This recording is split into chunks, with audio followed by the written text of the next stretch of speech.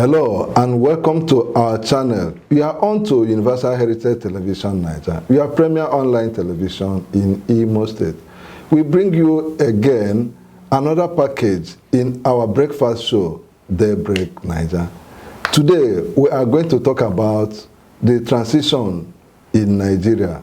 We can notice that there is a change of guard from President Muhammadu Buhari to Bola Ahmed Tinubu. We are going to look at, do a kind of postmortem, what has happened and what we are going to expect. My guest today is Barrister Mike Oti, an Imo-based attorney. Barrister Mike, you are welcome to our program. Thank you very much for having me once again in your studio.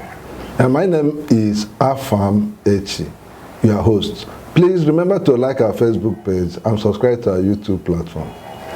Thank you once more, Mike. You see, what can you describe as the mood of the nation today? Everywhere appears to be quiet, and Nigeria has moved from one level of its democratic experiment to another in 24 years. So how would you describe the situation? Well, I think I welcome transition from one civilian rule to another. But like you said, the mood of the nation does not reflect that excitement we usually have when there is a change of guard, transmitting baton of leadership from one government that is about to exit to an incoming government. That is not the case, because it's not surprising anyway, because if you look at the person who is coming in as the president, the new president, he won with very slim margin. Okay. So the victory was not emphatic. Reason why there is no celebration anywhere. In fact, it is only his group, his arm of his group in APC that is celebrating. Okay. Not even every APC man is happy with his emergence as the president. If you look at the percentage of the vote with which he won that presidential election, it's partly 37%. If you look at 37% of total votes. Total votes. Yes, yes, he won with partly 37%. Okay. Then, if you look at the number of states, he won with barely 12 states out of 36 states, which is 2/3 of the states. Okay. Sorry, 1/3 of the states. This is 1/3 of the states. Yes, that I mean where he won. Yeah. I'm not talking of where he had 25%, which is the requirement of law. Yeah. I am talking of where he won expressly, the states he won. Okay. Just 12 states. And that is the reason why there is no excitement in the nation. Even the transition, people appear, to be indifferent. That's the mood of the nation. People are indifferent to whatever is happening today. If you look at the streets, there is no celebration in the streets. Okay. But that does not take away the positivity in the marking of our transition from one government to another. We must, for me, it is a good thing. I have said it in the past that I cannot wait for Buhari to leave this government, leave Nigeria's saddle of leadership, because his government has brought more pains than joy to Nigerians. Okay. Now you are satisfied that the democracy has continued to move on. Yes, at least in an unbroken, chain. Yes, democracy. Yes, but you are not comfortable with what is coming out from the governance. I am not. Yeah, when you said you can't wait to see Buhari exit governance, what actually do you mean? He said he has brought some pains. So from that point, can you look back? Can you do a review of the issues you are not comfortable with? Yes, if you look at Buhari's government, I do not think he has fared well, particularly from the part of the country I am coming from. Okay. Do you understand? Yes. Okay. For the first time, we had a president who is extremely tribalistic extremely tribalistic, a government that abandoned the federal character principle in making appointments into his cabinet, a government that has no regard for the unity we managed in our diversity. So I can't wait to see such government exit power, because he not only that he was an extreme tribalist, he also appears to be a religious bigot. Because if you look at the people, even from his area, from his north, the people he appointed were also not them Muslims. Even Christians were not that compensated in the government.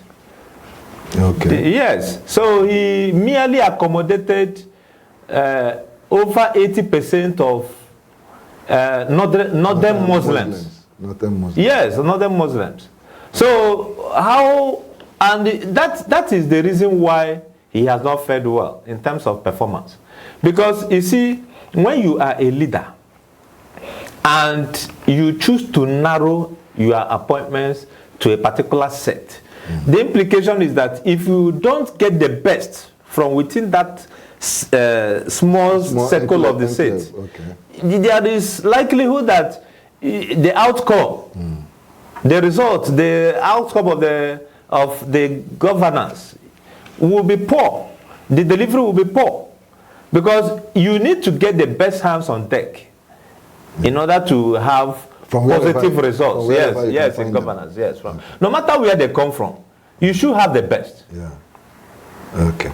Okay. Now you are a lawyer. Now, to what extent? How can you describe Buhari's respect for the rule of law? Let's take from that angle. For me, Buhari is one person who came to government with so much noise about adherence to due process of law, with so much, he made so much noise about fighting corruption. Yeah. Yes, but if you assess this government today, at least they have spent 8 years, and Buhari is leaving this government. Yeah. You cannot beat your chest and say this government was incorruptible. You cannot, except you want to live in deceit. Buhari's government was about one of the most corrupt in Nigeria. Because if you look at public procurement procedures, they were all suspended. Public procurement laws never came alive under Buhari's government. Then if you talk of adherence to rule of law, you don't forget that under this government, judges were bullied by secret police. That alone will beat them into submitting to the whims and caprices of the executive. Because ordinarily, when an executive exerts his force of power on another arm of government with an intention of getting that arm of government submitted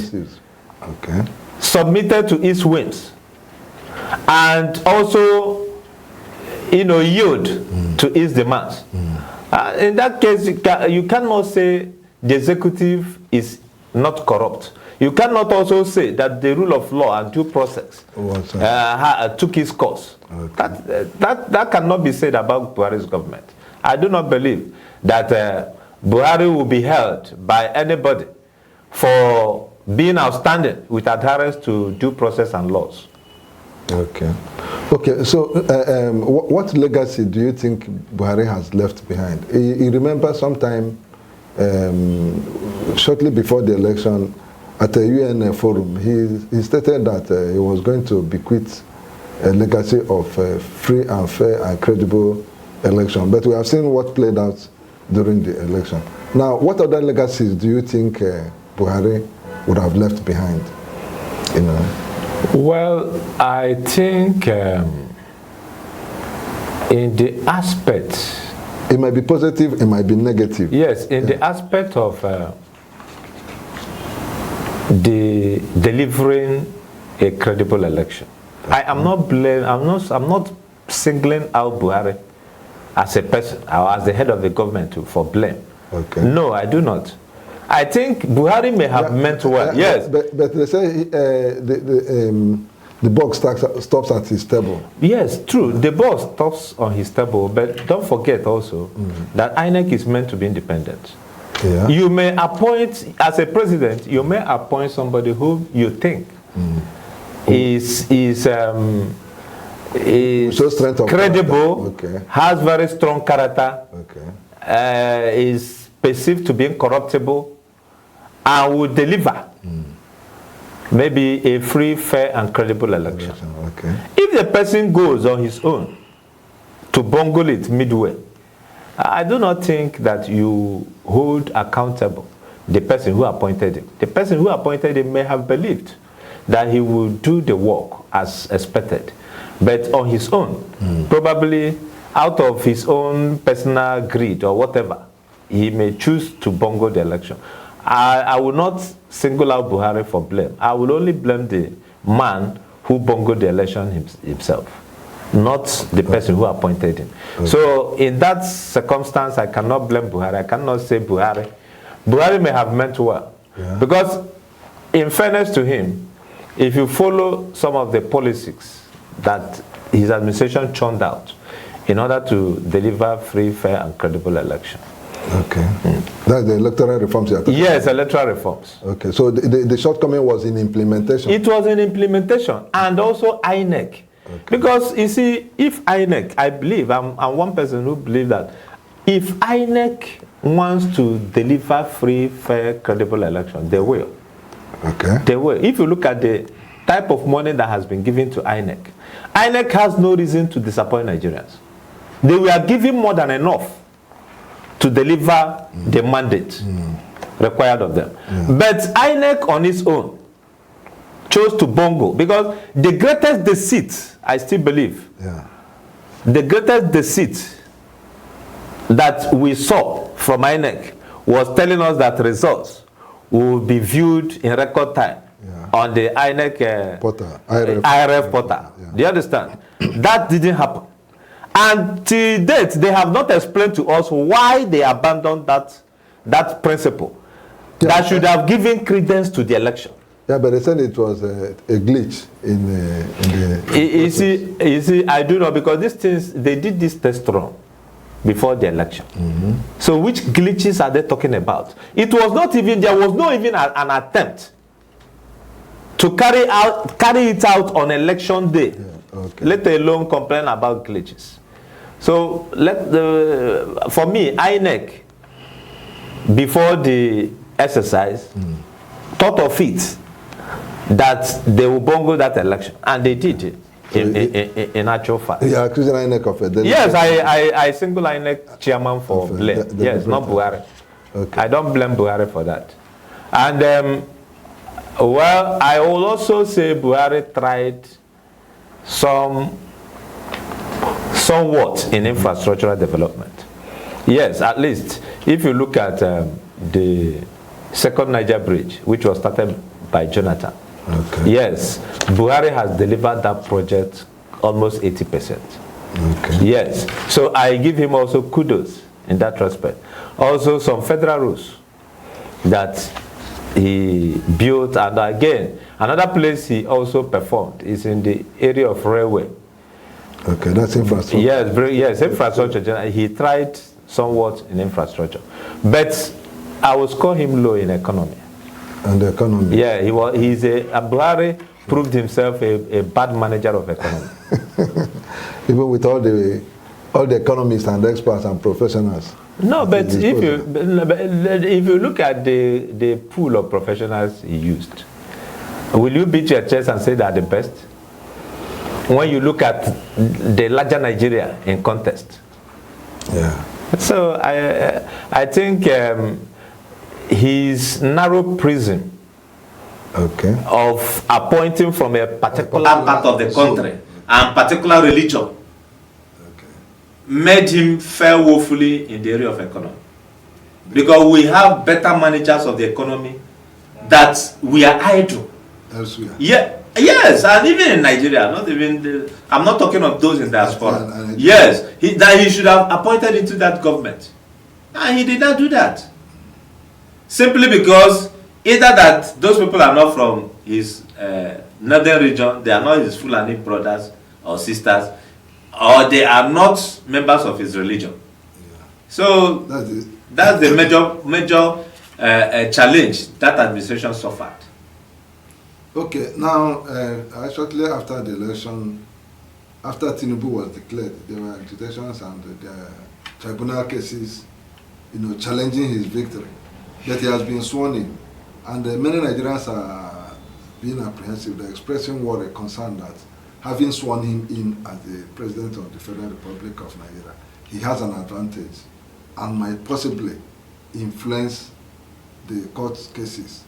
They are afraid that that may be the end of, people are still believing that P2B won the election. Atiku is also laying a claim to the presidency.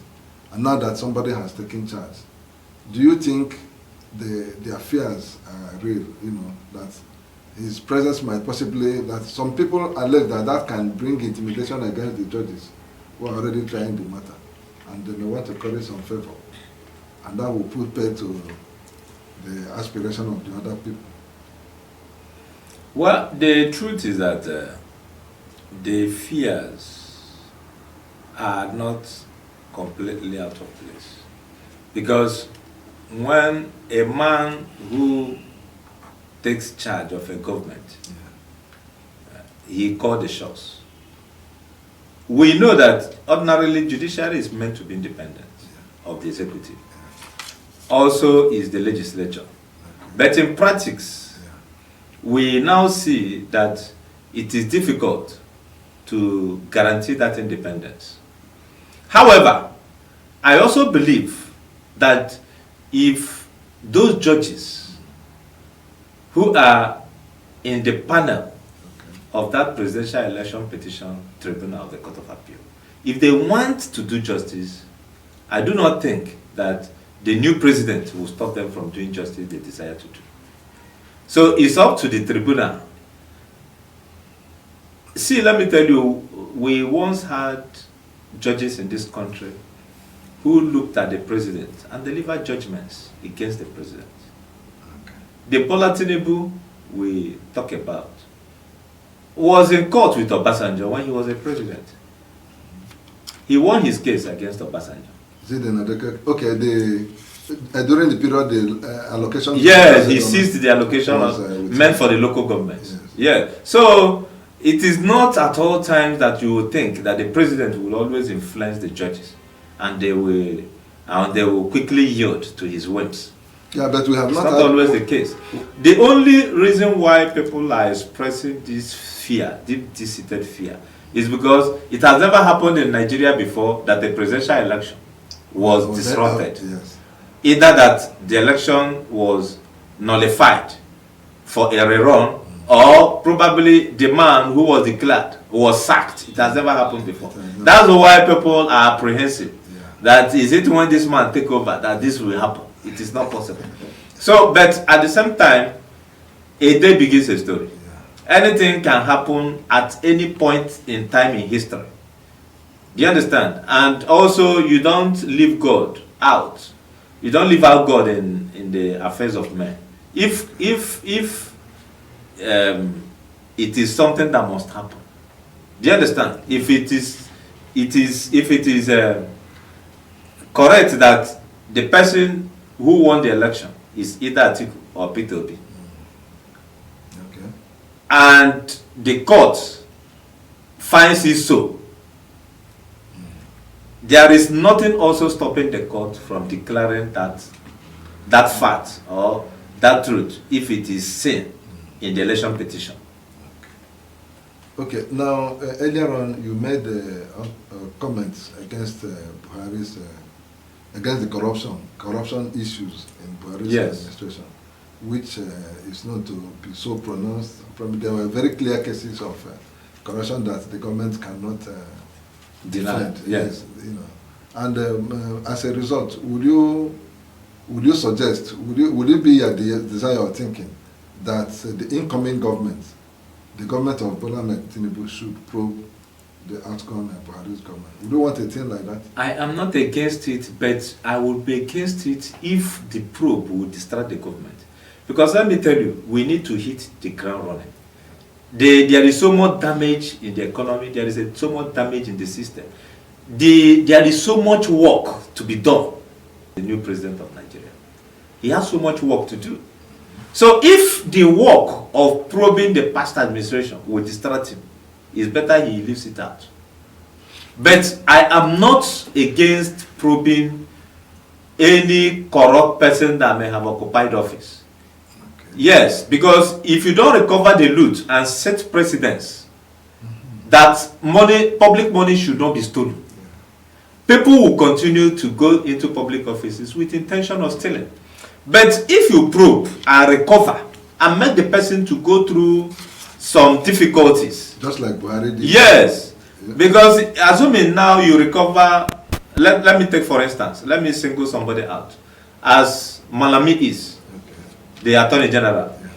If it is found to be correct that he diverted huge sums of money, as alleged, do you understand? Mm-hmm.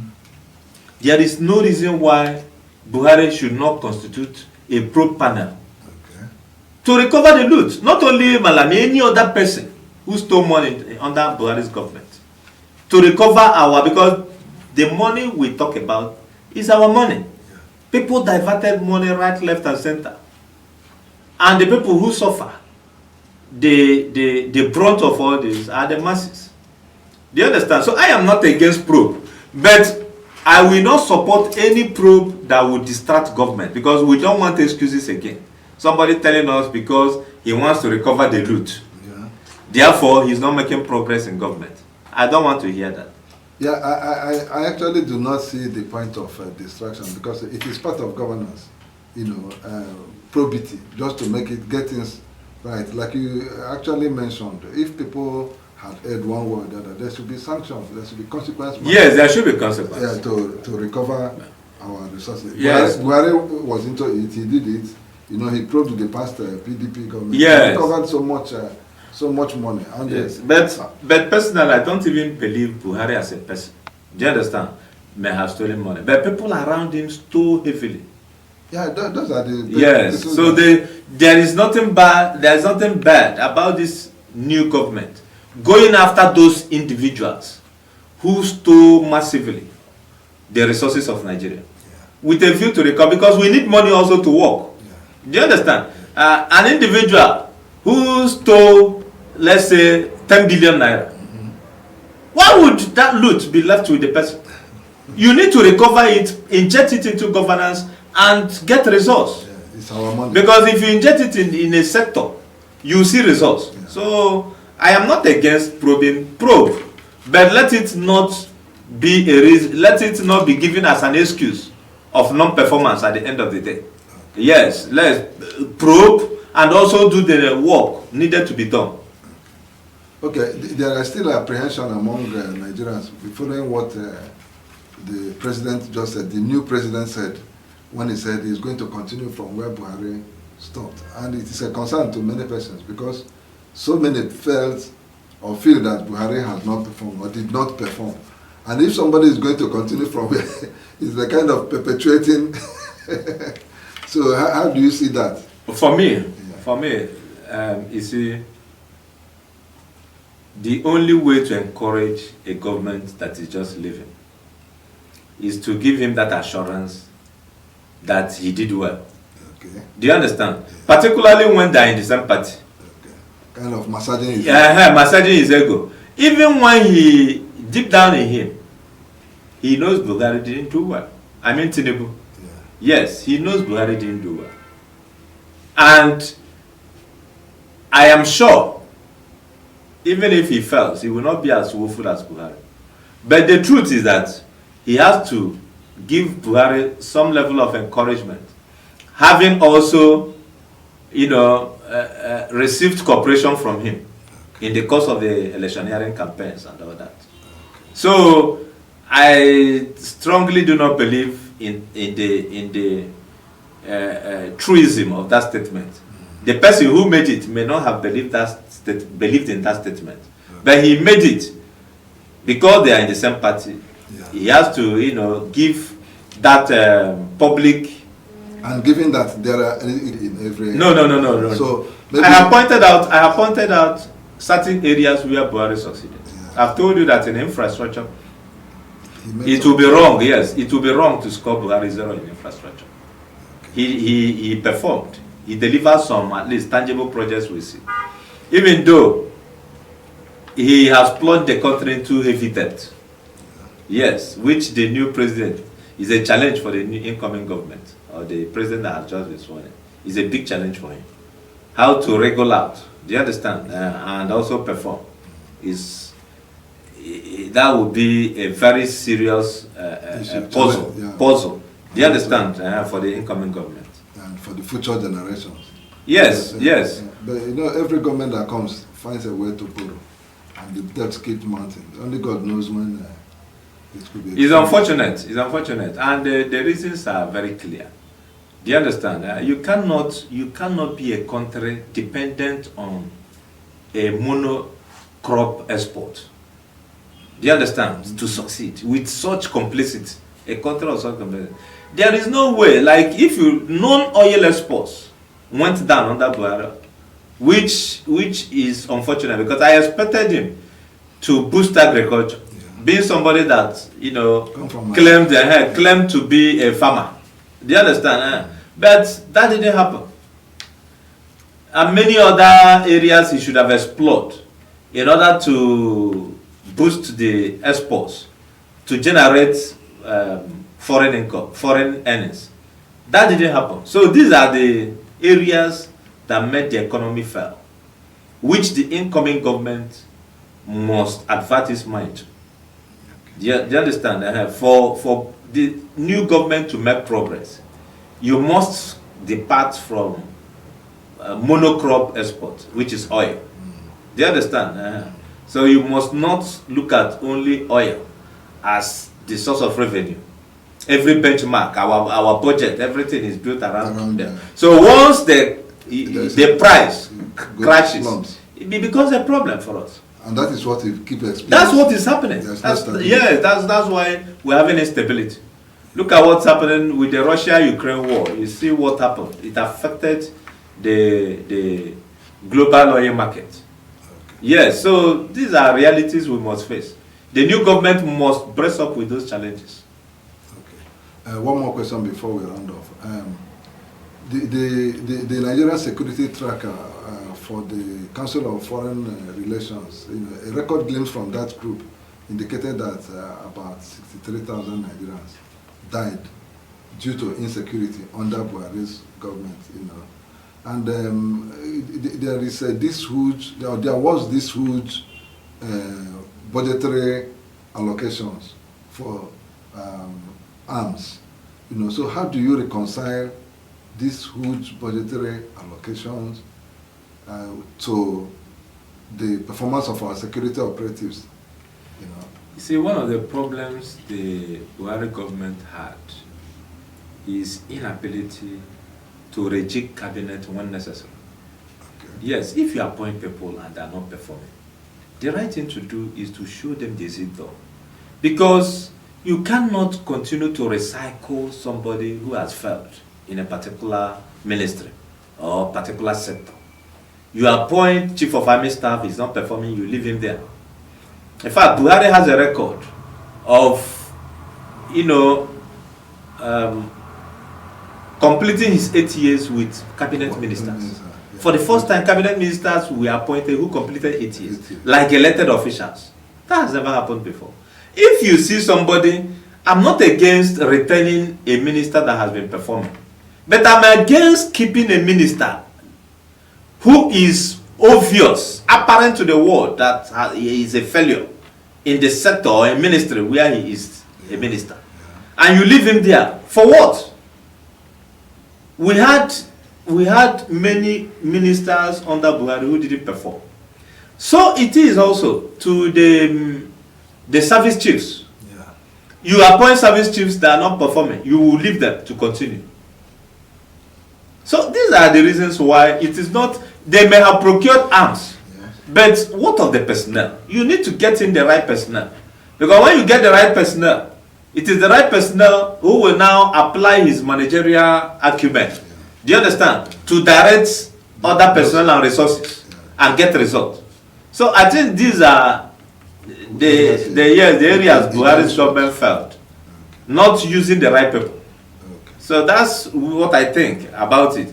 It's not about, even if you make huge budgetary allocations to security, at the end of the day, if you get the wrong person to man the various arms of our military architecture, they will only embezzle the money. They will end up embezzling the money rather than mobilize those resources to get results. So that's what you continue to have. You get the wrong person as chief of army staff, chief of general staff, chief of air staff, chief of naval staff. If you get the wrong people into those positions, you can't get results. So the right thing to do is, once you see that having provided all they needed and you are not seeing results from them, you change. Show the person serving at the exit door, then make consultations to know who is the best to be appointed. Then appoint that person and you get results. Okay, finally, before I let you go, can you, what is an agenda you can set, a very critical agenda you can set for the incoming government? For the new government. Well, to my mind, the new government should, as much as possible, look at the area of unemployment, because it's a big challenge. However you look at it, the reason why we have insecurity, incidents of insecurity galloping every day, is the huge number of unemployed youths that we have loafing about the streets. When you live, when a country, do you understand, leaves the energetic population idle, that country will only be left with high crime rate. So that's the major problem. I would advise that this incoming government should, as much as possible, liaise with captains of industry to create employment opportunities, because government cannot do it all alone. You must partner with the private sector. Yes, engage the private sector. Do you understand? Work with them, find a way to create employment, so that when most of these youths are engaged, they will not think crime. Another area is economy. He has to bring the right people on board. Yes, let him consult and get the right personnel, do you understand, on board to manage our economy. When you have good managers of economy, the economy of the nation will thrive. Though I have not written him off, because I know as governor of Lagos State, he believed in professionalism. He believes in using people, who knows the job. People who can deliver. Experts in their respective fields. Those are the people from what we saw in Lagos. So if he comes in and make proper consultations from across the geopolitical zones in Nigeria, get the right people to do the work. The success of an administration does not lie on the ability, personal ability of the person of the president, but on the capacity of persons appointed into his cabinet. It's okay. Thanks for coming for the program. Thank you. Thank you very much. It's my pleasure once more. Okay, viewers, this is the end of the program, and you listened to him and heard his comments saying that Buhari's inability to reduce his cabinet is one of the issues that affected his performance, and he saw Buhari as a very big, as somebody very tribalistic, a religious bigot, and very, very insensitive to the plight of people who do not belong to his group. And we expect that now they say a new broom sweeps clean, that there is going to be, now there is a change of guard, there's also going to be a change of performance. On this note, we draw the curtain and say, please continue to be part of the program subsequently. My name again is Afam Echi. Remember to like our Facebook page and subscribe to our YouTube platform.